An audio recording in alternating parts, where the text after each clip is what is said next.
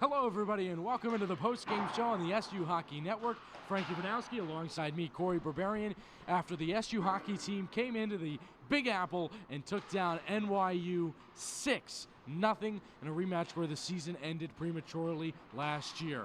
A slow start to the game, Cory, with the final 30 minutes were all Connor Tracy could have asked for. Yeah, no goals in the first 29 or so minutes of the game, but 6 for the Orange in the final 30-plus minutes. A slow start, that's what the Orange really, the identity of the team was last year. Slow starts with strong finishes. That continues here today, although they've been a much better team in that aspect.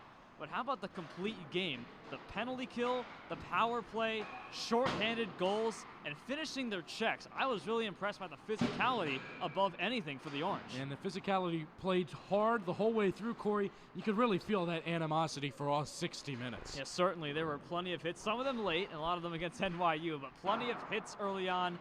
Plenty of chances really that went awry.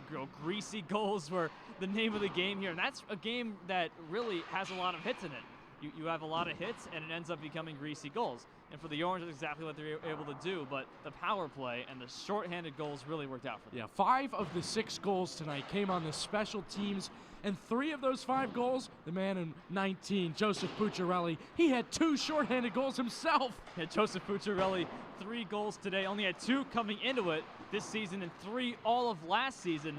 19 in blue and orange, certainly a force, shorthanded and on the power play. We knew SU was one of the best power play and penalty kill teams in the ESCHL, and NYU was dead last in both.